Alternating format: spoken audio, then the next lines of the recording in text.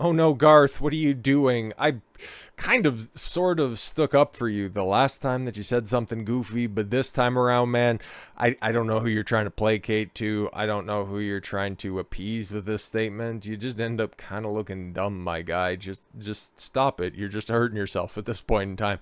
Because the people that don't like you for opining on this situation, this isn't going to appease them. And then the people that you've already pissed off, the fact that they already think that you consider them assholes, doesn't really clear anything up. This is like Anheuser-Busch specifically, their statement by saying, yeah, we employ a bunch of people. If you boycott us, we're going to have to let them go. And then a couple of months later, it was all about, it was one can, it was one ad, and now we got to lay people off, and it's discrimination, and it's mis and disinformation. Not a good look, man. Everything associated with Bud Light just ends up going to shit. It's terrible. Terribly hilarious, to be completely honest. I love diversity. Oh my god, what a fucking stupid blanket statement. Like, bro, you could at least take a little bit stronger of a stance. I love diversity. I love democracy, says a Garth Brooks, defending serving Bud Light at his Friends in Low Places bar in Nashville after conservative backlash, but admits there's been quite a stir. So, yeah, why?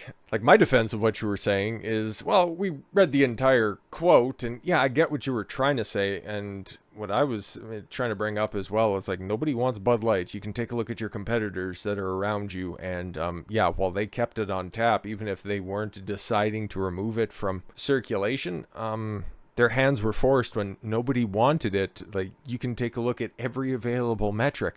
The sales and the volume is falling through the floor.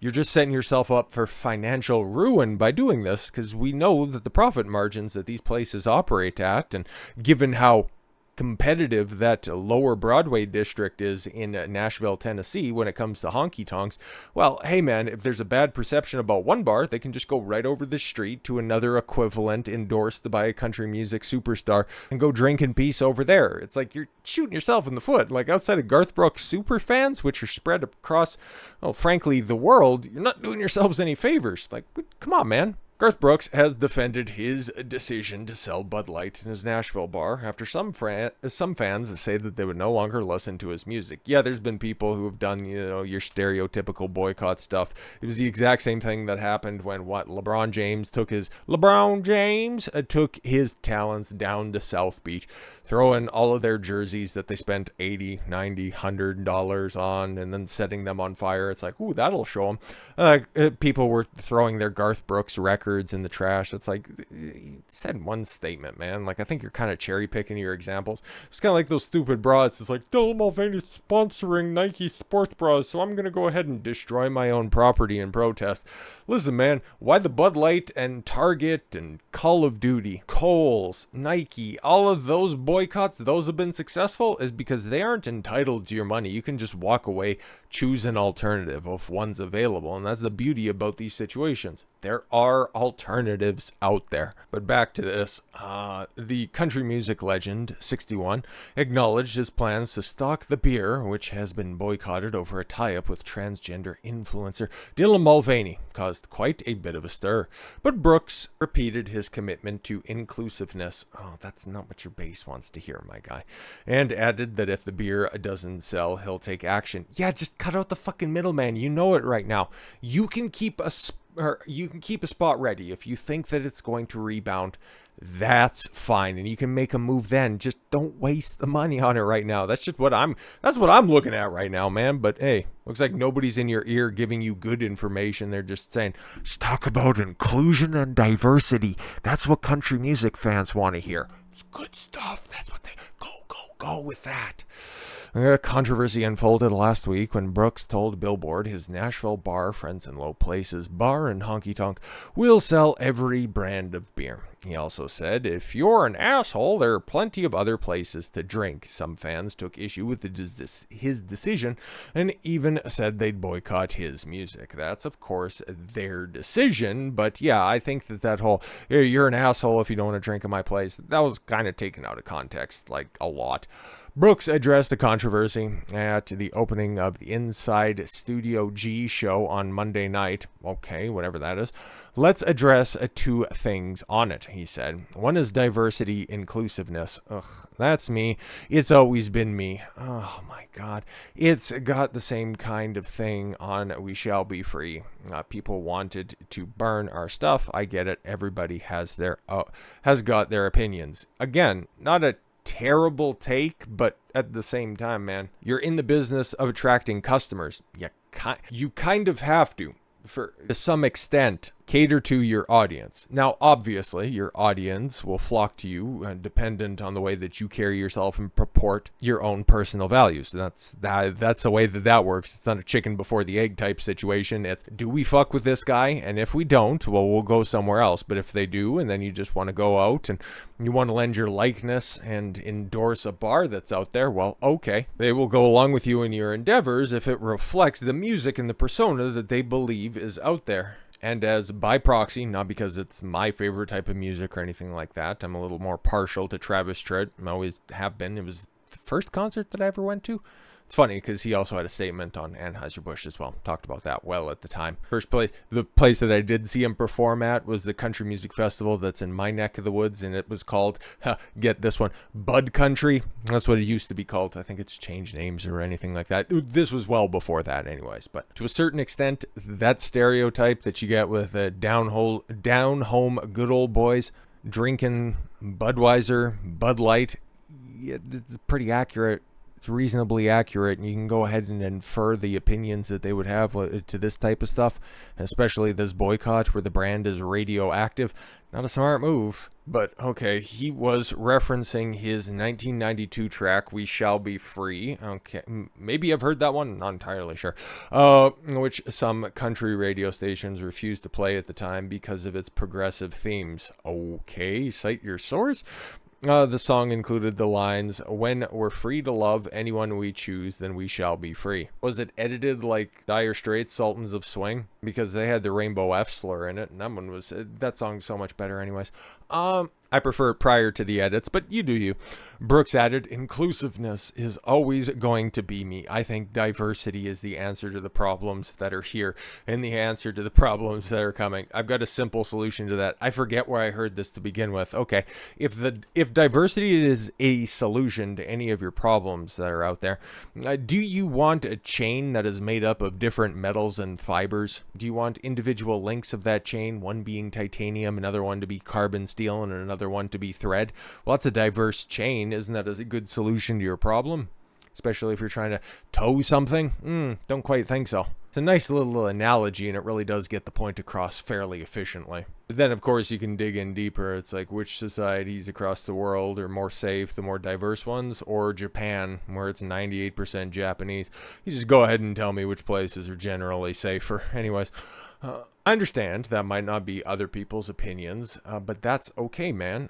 They have their opinions, they have their beliefs, I have mine.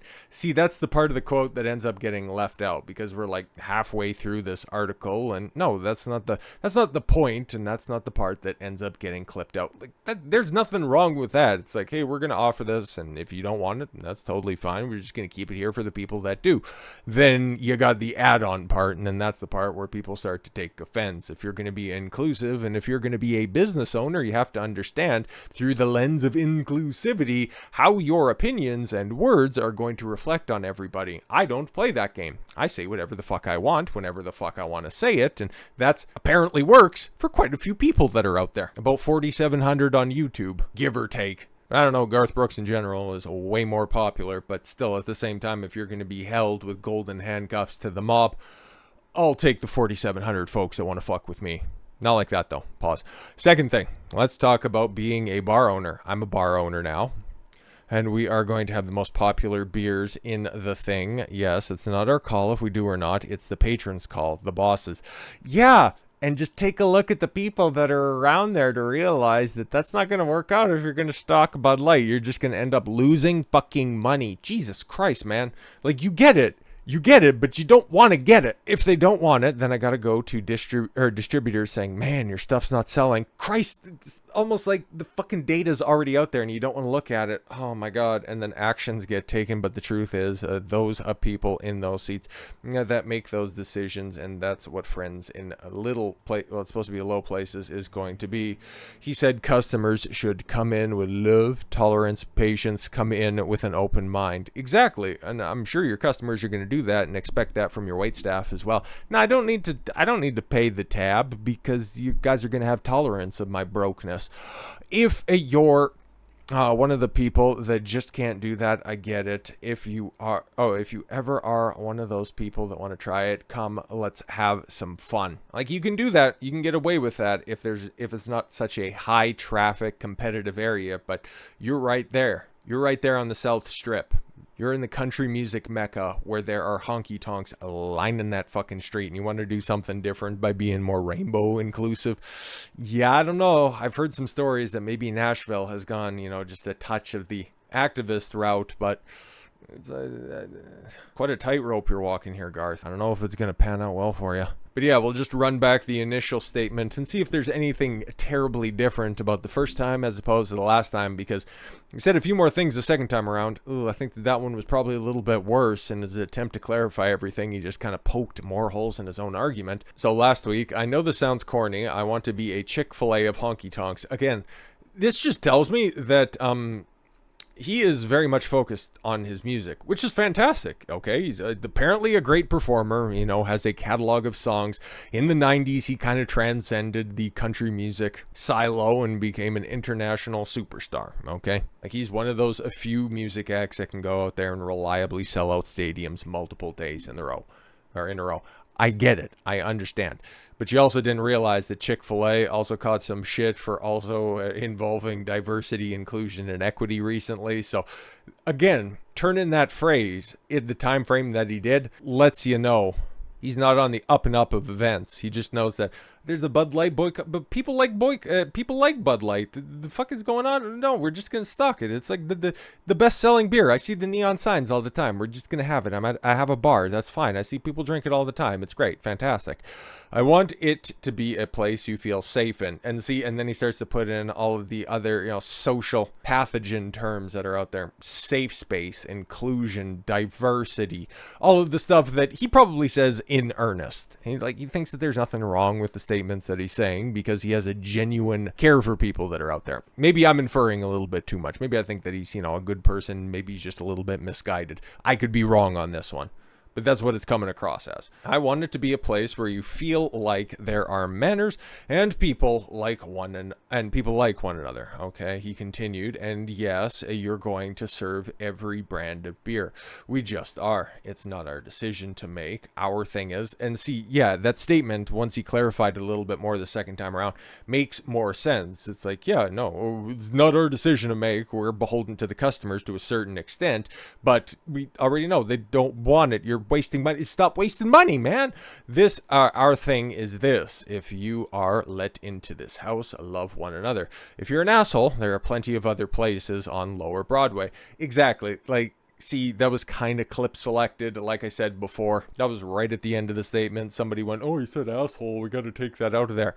When he's talking about, hey, just come in, have a good time. And if you're going to be a dick, just go somewhere else. It really had nothing to do with the beer selection.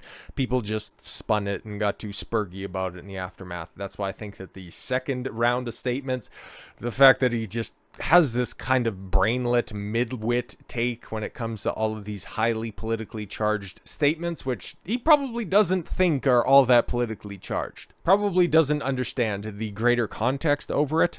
Not saying that he's dumb or anything like that, just saying that he's misguided. But if you're going to be running a business, like you say that you are, and you're going to be listening to your customers, save yourself the headache, cut the line, look at the data that's out there, Garth. Like, Christ almighty. Nothing against you personally, okay? I know that there's a lot of people, like my family loves Garth Brooks music and all that stuff. Like I said before, last summer they went and they'd seen a concert and said that it was fantastic stuff. I'm just saying, man, learn to read the room a little bit better, or you're not going to be a bar owner for all that long. But with all that said, thank you all very much for the gift of your time. I've been Don Consuelo. I want you to follow your gut and get after it. Take care, everyone.